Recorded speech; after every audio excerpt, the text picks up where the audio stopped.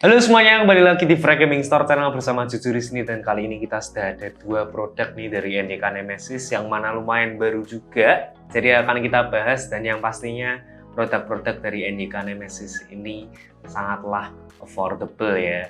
Jadi tunggu apa lagi, langsung kita lihat saja kedua produk ini ada apa saja dari NDK Nemesis.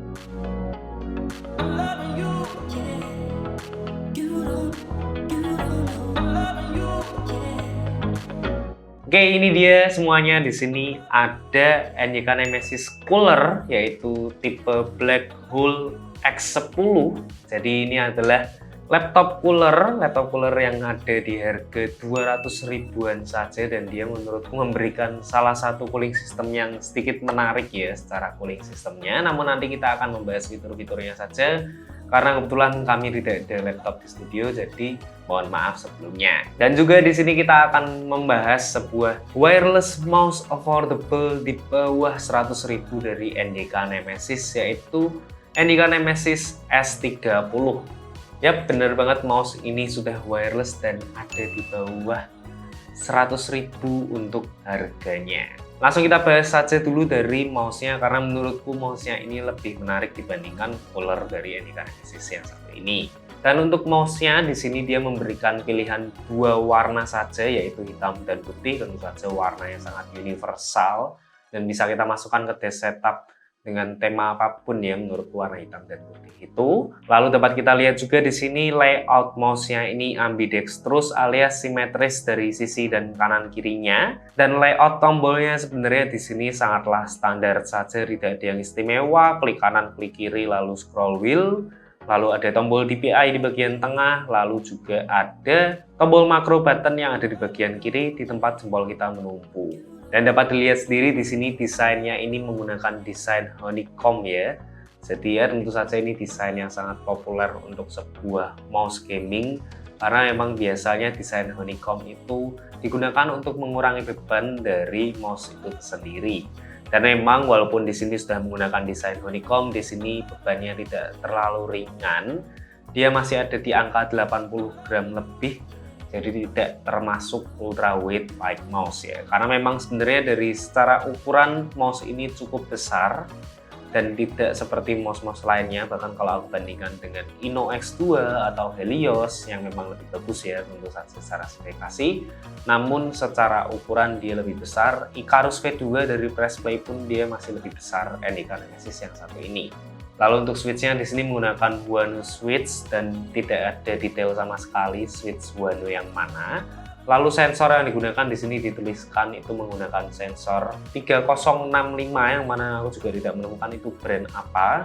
Namun DPI yang bisa dilakukan oleh sensor ini hanya sampai 1600 DPI saja ya. Jadi bisa dibilang kalau kita ngomongin mouse gaming ya 1600 DPI mungkin ada yang cukup, mungkin ada yang enggak ya terhadap DPI range-nya itu.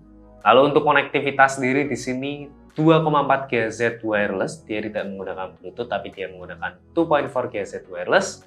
Dan uniknya di sini dia tidak bisa mode wired guys. Jadi di sini Type C detachable-nya ini hanya untuk rechargeable saja. Dia tidak bisa menggunakan mode kabel. Jadi kalian terpaksa harus menggunakan mode wireless-nya saja.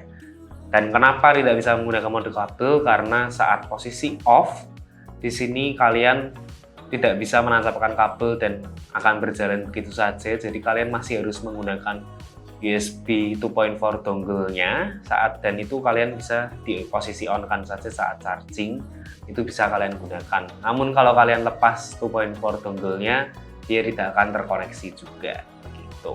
Dan overall secara pemakaian mouse ini menurutku sudah sangat cukup baik di harganya ya, untuk harga 90 ribuan. Terutama yang aku sangat puas itu adalah ukurannya yang besar dan sangat nyaman untuk digunakan di palm grip ya. Jadi memang di sini palm grip itu menurutku sangat nyaman karena dia memiliki panjang yang lumayan panjang dan juga hamnya ini lumayan tinggi, dan kelebarannya itu memang dia tidak terlalu lebar namun tidak terlalu sempit juga gitu.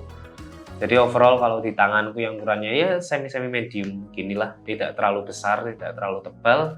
Menurutku ini masih sangat nyaman karena memang sebenarnya mouse gaming lainnya yang biasanya lebih mahal dan tidak sebesar ini itu nyaman untuk digunakan di claw grip saja.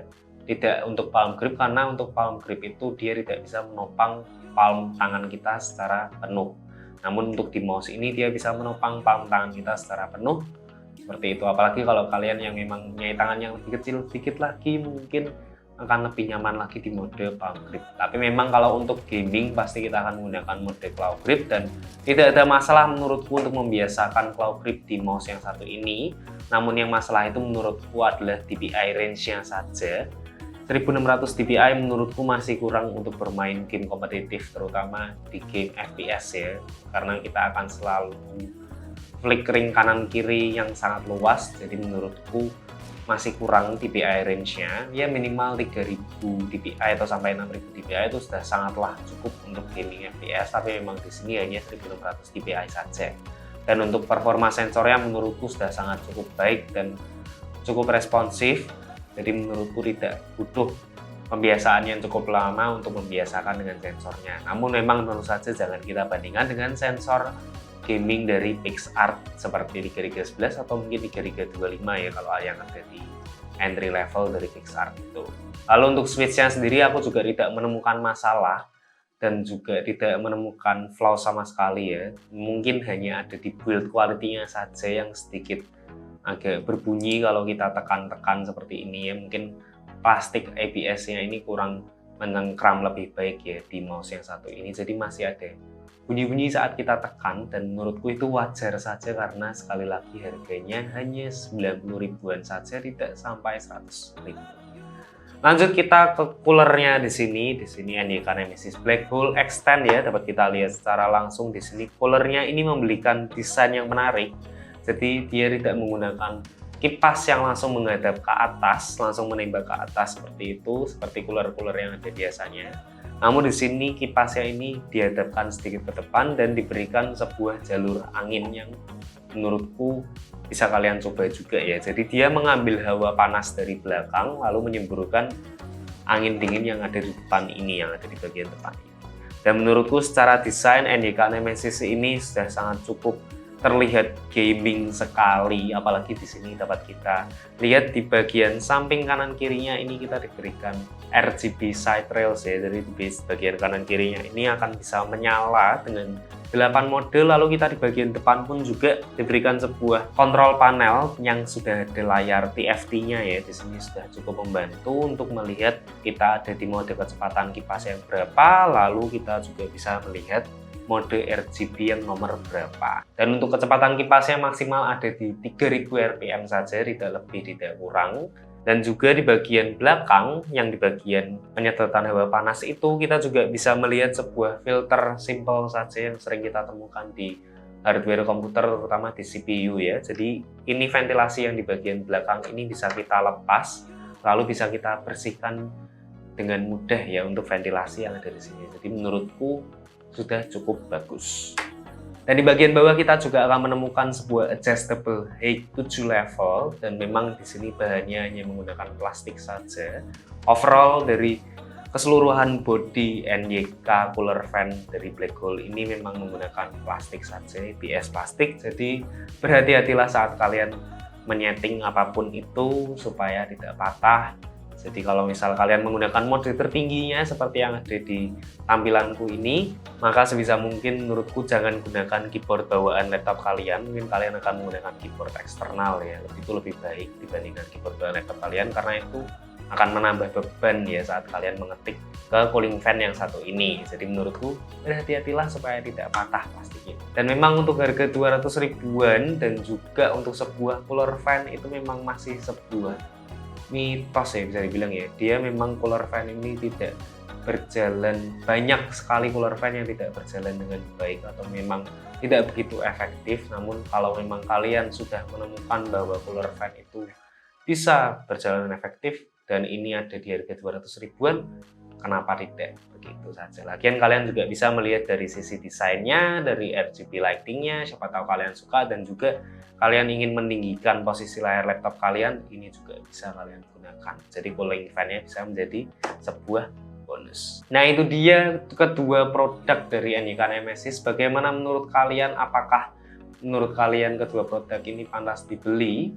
untuk kalian miliki, bisa tuliskan pendapat kalian di kolom komentar. Dan juga terima kasih sudah menonton video ini sampai selesai. Jangan lupa like video ini kalau kalian suka dan juga share ke teman-teman kalian.